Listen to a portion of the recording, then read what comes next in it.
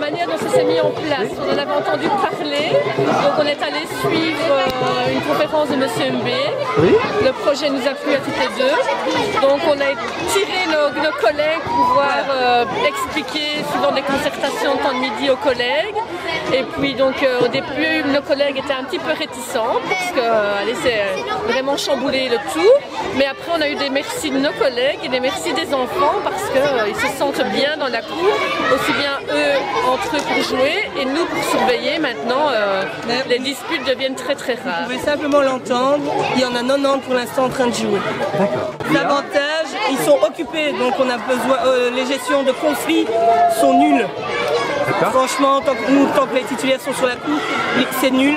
Avec les gardiennes, le temps de midi, ça peut un tout petit peu être chamboulé, mais franchement, depuis qu'on a mis ça en place, les récrés et les temps de midi sont agréables. D'accord. Et au niveau... Je voulais dire aussi que chaque enfant trouve sa place. S'il n'a pas envie de jouer au ballon, mais il peut aller au kicker, ou il peut aller au jeu de pattes, ou là derrière vous, il joue avec le parachute, ou dans le bac à sable. Donc chaque enfant peut trouver sa place et aimer faire ce qu'il a envie de faire. Vous avez des échasses, vous avez le bac à maïs, vous avez des bacs de pâtes, vous avez une grande table pour eux jouer avec leurs jeux de société, vous avez les kickers.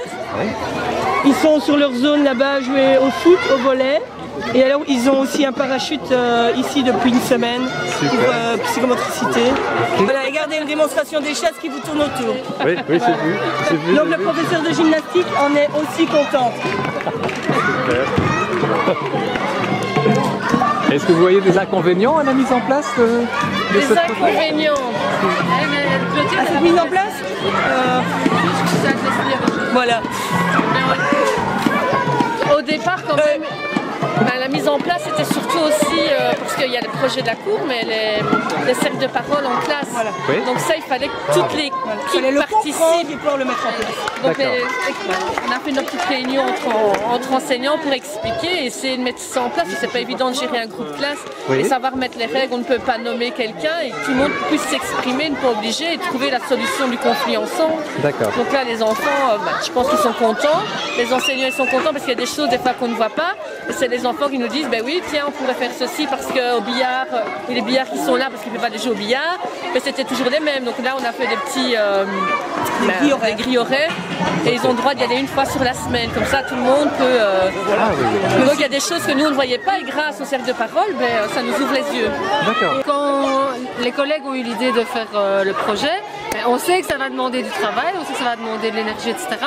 C'est vrai qu'on a parfois peur de justement donner encore plus que ce qu'on donne. Oui. Mais maintenant c'est vrai que quand on voit le résultat, merci à elle et c'est le bonheur total. Mais c'est vrai qu'au début moi j'étais un peu réticente, je ne voyais pas en quoi ça allait vraiment changer beaucoup les choses. Je croyais que ça n'allait pas durer dans le temps, je croyais que ça allait améliorer les conditions des récréations pendant un petit temps, mais pas dans la durée. Et là, au fait, voilà, c'est génial et on sent que les enfants adhèrent totalement et entrent dans des habitudes qu'ils n'avaient pas avant. D'accord, ok.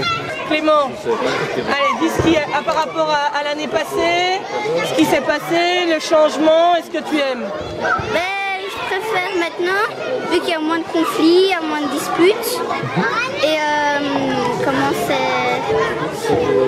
on joue mieux, on a plus d'activités dans la cour. D'accord. Et qu'est-ce que tu fais généralement? Enfin, je t'ai vu sur des échasses. On fait des gessages, on fait un touche-touche. Et on fait du foot, du basket, du volley et plein de choses. Vous sauriez me montrer les différents jeux qui sont mis à disposition? Oui. Ok. Allez-y.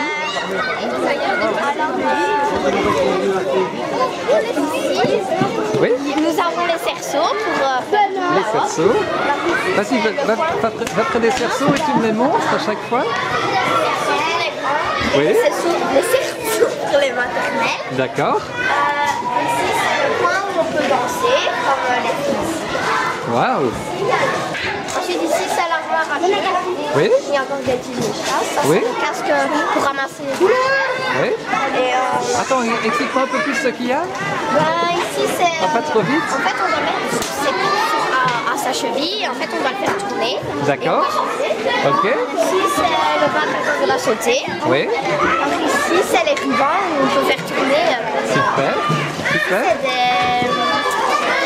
C'est des constructions en mousse. Oui. Ici, c'est un jeu de pétanque. Ouais. Ici, c'est des jeux, mais je sais pas vraiment comment ça s'appelle, mais bon. D'accord. Alors ici, c'est le coin Lego. Oui. Voilà.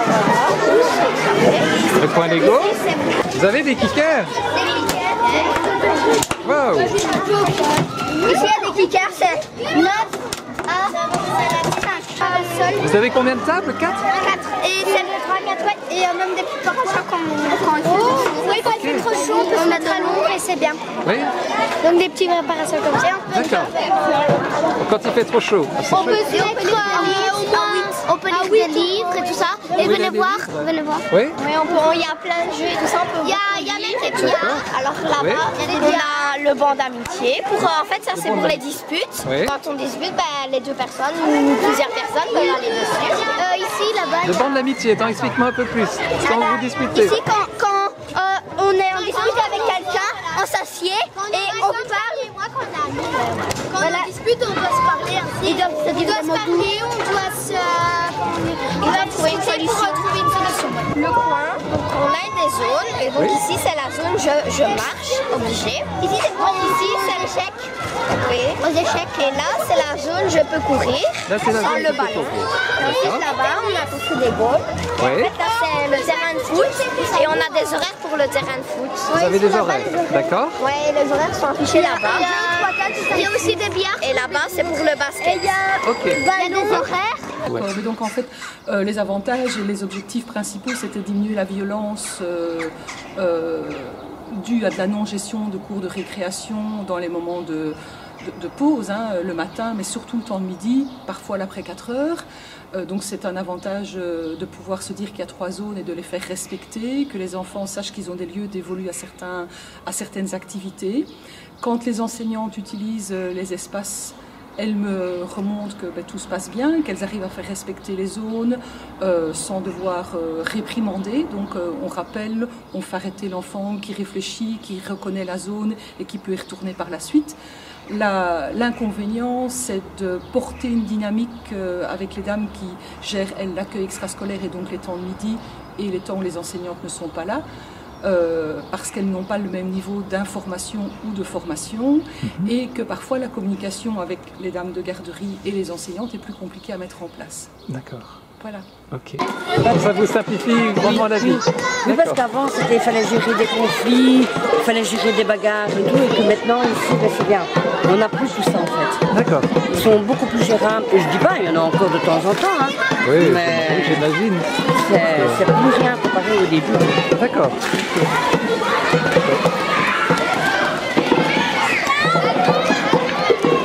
Mais voilà, des projets positifs comme ça, mais ça relance quand on est dans un projet qui fait avancer, où on peut travailler autrement avec plus d'énergie et moins de souffrance, ben ça aide.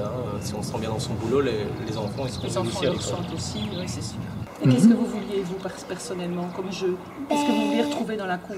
En fait, à la base, on voulait une zone un peu plus grande pour jouer à touche-touche parce qu'en plus... ça va se faire avec madame, on va améliorer.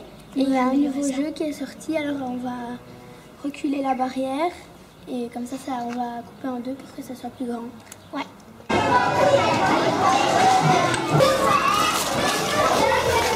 Salut.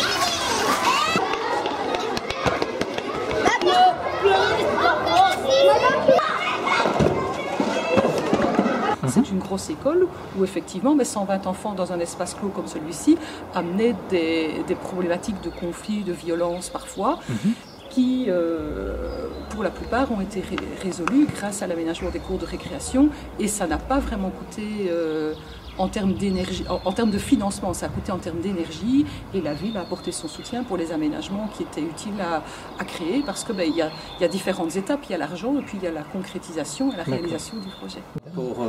En fait, le projet Jardin à Serres, il a fait suite à ça, puisque dans le cadre du budget déjà, parce qu'il faut toujours un petit peu d'argent pour pouvoir aménager ces choses-là, il restait une queue de budget, et parallèlement à ça, la classe de Madame Bertrand, ça a commencé de là. s'intéressaient toujours aux petits animaux. Il y a quelques aquariums dans la classe. Ils ont visité des cerfs. Ils avaient déjà fait un petit jardin puis qui a périclité. Il y a eu des poules un temps, mais jamais rien de construit sur la longueur. Donc ici, on a rebondi sur cette dynamique-là. On discutait de l'opportunité de faire un jardin, en quoi ça peut être utile aux enfants, de travailler autrement. Et elle a trouvé donc, les moyens financiers de mettre en œuvre ça avec de l'aquaponie. Oui. Ça, c'est des petites boules. Il y a bien 60 vers de terre. Et l'eau, elle revient là. Ouais. Okay. Dans le petit tuyau là. Ouais. D'accord. Donc elle part d'ici. Et il y a plein de choses ici. Elle part d'ici, en fait, de la réserve d'eau, c'est ça? Et oui, et là, on fait pousser des fraises. C'est surtout les premières années. Je crois que c'est de la salade, je crois. Ouais, ça, c'est des radis.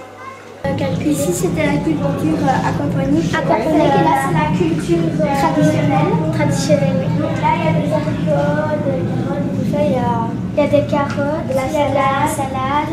Des fraises ici. D'accord. Ouais, il y a des fraises. Là, il y a des poireaux. Et là, il y a des tomates et des poireaux. Oui, c'est bien.